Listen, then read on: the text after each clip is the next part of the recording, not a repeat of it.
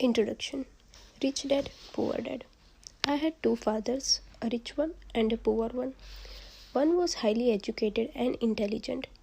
He had a PhD and completed 4 years of undergraduate work in less than 2 years. He then went on to Stanford University, the University of Chicago, and Northwestern University to do his advanced studies, all on full financial scholarships. The other father never finished the 8th grade. Both men were successful in their careers, working hard all their lives. Both earned substantial incomes. Yet, one always struggled financially. The other would become one of the richest men in Hawaii. One died leaving tens of millions of dollars to his family's charities and his church. The other left bills to be paid. Both men were strong, charismatic, and influential. Both men offered me advice, but they did not advise the same things. Both men believed strongly in education, but did not recommend the same course of study. If I had only one dad, I would have had to accept or reject his advice. Having two dads offered me the choice of contrasting points of view, one of a rich man and one of a poor man. Instead of simply accepting or rejecting one or the other, I found myself thinking more, comparing, and then choosing for myself. The problem was that the rich man was not rich yet, and the poor man was not yet poor. Both were just starting out in their careers, and both were struggling with money and families. But they had very different points of view about money. For example, one dad would say, "The love of money is the root of all evil." The other said, "The lack of money is the root of all evil."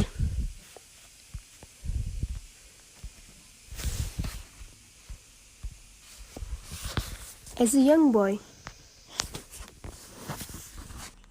having two strong fathers, both influencing me, was difficult. I wanted to be a good son and listen, but the two fathers did not say the same things. The contrast in their points of view, particularly about money, was so extreme that I grew curious and intrigued. I began to start thinking for long periods of time about what each was saying. Much of my private time was spent reflecting and asking myself a question such as, "Why does he say that?" And then asking the same question of other dad's statement. I would have been much easier to simply say, "Yeah, he's right, I agree with that," or to simply reject the point of view by saying, "The old man doesn't know what he's talking about." Instead, having two dads whom I love forced me to think and ultimately choose a way of thinking for myself. As a process, choosing for myself turned out to be much more valuable in the long run than simply accepting or rejecting a simple point of view. One of the reasons the rich get richer and the poor get poorer and the middle class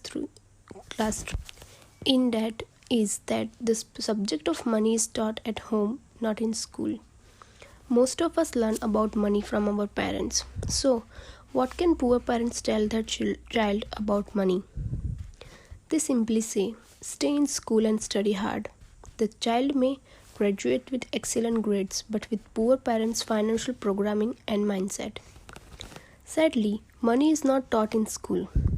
Schools focus on socialistic and professional skills, but not on financial skills. This explains how smart bankers, doctors, and accountants who earn excellent grades may struggle financially all their lives. Our staggering national debt is due in large part of highly educated politicians and government officials making financial decisions with little or no training in the subject of money. Today I often wonder what will soon happen when we have millions of people who need financial and medical assistance. They will be dependent upon their families or the government for financial support. What will happen when Medicare and Social Security run out of money? How will a nation survive if teaching children about money continues to be left to parents, most of whom will be or already are poor? Because I had two influential fathers, I learned from both of them. I had to think about each dad's advice, and in doing so, I gained a valuable insight into the power and effect of one's thought on one's life. For example, one dad had a habit of saying, I can't afford it. The other dad forbade those words to be used. He insisted. I asked, how can I afford it? One is the statement and the other is the question. One lets you off the hook and the other forces you to think. My soon-to-be rich dad would explain that by automatically saying the words, I can't afford it, your brain stops working. By asking the question, how can I afford it, your brain is put to work. He did not mean that you should buy everything you want. He was financial about exercising your mind, the most powerful computer in the world. He'd say, my brain gets stronger every day because I exercise it. The stronger it gets, the more money I can make. He believed that automatically saying, I can't afford it was a sign of mental laziness. Although both dads work hard, I noticed that one dad had a habit of putting his brain to sleep when it came to finance, and the other had a habit of exercising his brain. The long-term result was that one dad grew stronger financially and the other grew weaker. It is not much different from a person who goes to a gym to exercise on a regular basis versus someone who sits on the couch watching television. Proper physical exercise increases your chances for health, and proper mental exercise increases your chances for wealth. My two dads had opposing attitudes, and that affect the way they thought. One dad thought that the rich should pay more in tax to take care of those less fortunate. The other said taxes punish those who produce and reward those who don't produce. One dad recommended study hard so you can find a good company to work for. The other recommended study hard so you can find a good company to buy. One dad said, the reason I'm not rich is because I have 2 kids. I have you kids. The other said, the reason I must be the rich is because I have you kids.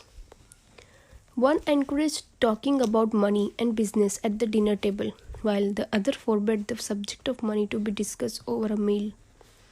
One said, when it comes to money, play it safe. Don't take a risk. The other said, learn to manage risk. One believed, our home is our largest investment and our greatest asset. The other believed, my house is a liability, and if your house is your largest investment, you are in trouble. Both dads paid their bills on time, yet one paid his bills first, while the other paid bills his last. One dad believed in a company or the government taking care of you and your needs. He was always concerned about pay raises, retirement plans, medical benefits, sick leave, vacation days, and other perks. He was impressed with 2 of his uncles who joined the military and earned a retirement and entitlement package for life after 20 years of active service. He loved the idea of medical benefits and PX privileges the military provides its retirees. He also loved the tenure system available through the university. The idea of job protection for life and job benefits seemed more important at times than the job. He would often say, I work hard for the government and I am entitled to this benefit. The other believed in total financial self-reliance. He spoke out against the entitlement mentality and how it creates weak and financially needy people. He was empathetic about being financially competent. One dad struggled to save a few dollars, the other created investments. The one dad taught me how to write an impressive resume so I could find a good job. The other taught me how to write a strong business and financial plan so I could create jobs. Being a product of 2 strong dads allowed me the luxury of observing the effects different thoughts have on one's life. I noticed that people really do shape their lives through their thoughts. For example, my poor dad always said, I'll never be rich, and that prophecy became reality. My rich dad, on the other hand, always referred to himself as a rich. He would say things like, I am a rich man, and rich people don't do this.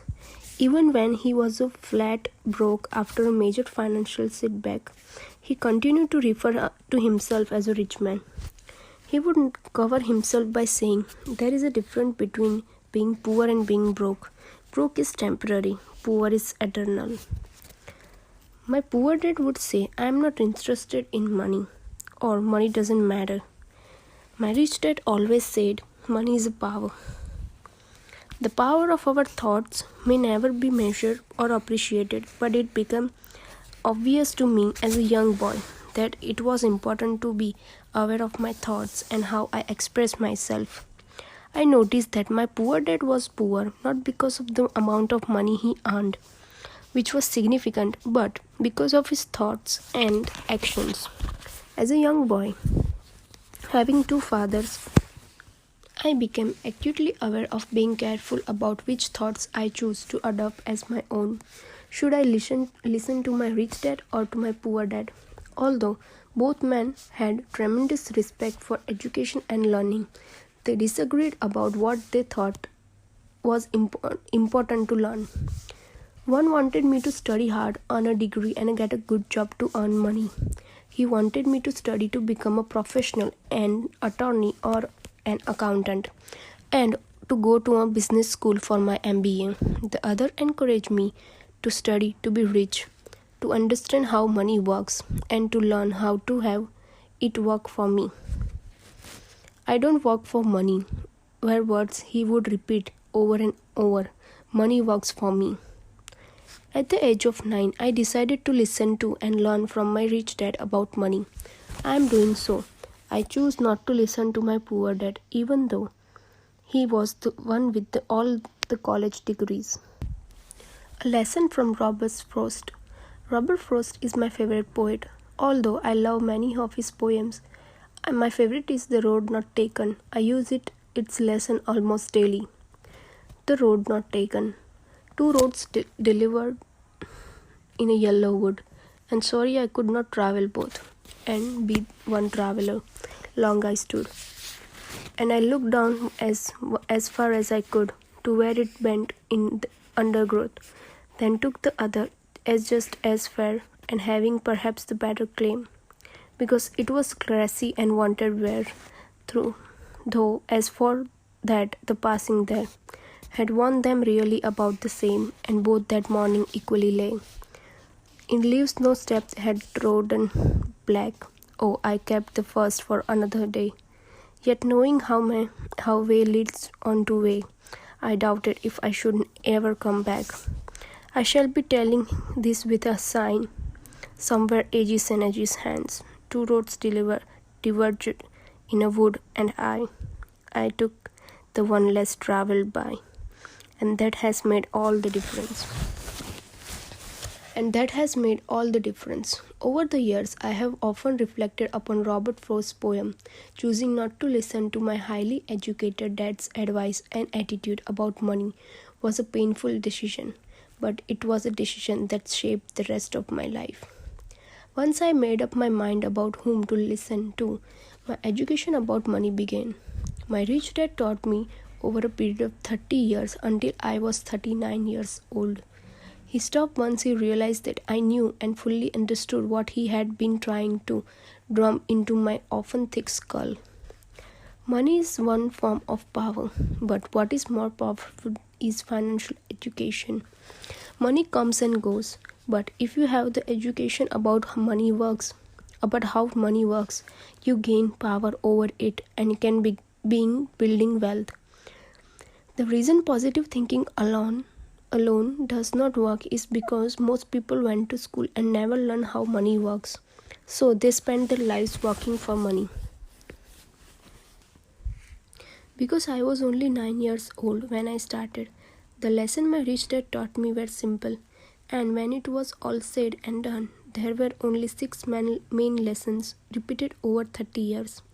This book is about those six lessons, put as simply as possible, just as simply as my rich dad put forth those lessons to me. These lessons are meant not to be answers, but guideposts that will assist you and your children to grow wealthier no matter what happens in the world of increasing change and uncertainty. If you like this video, please do share this video and subscribe my channel.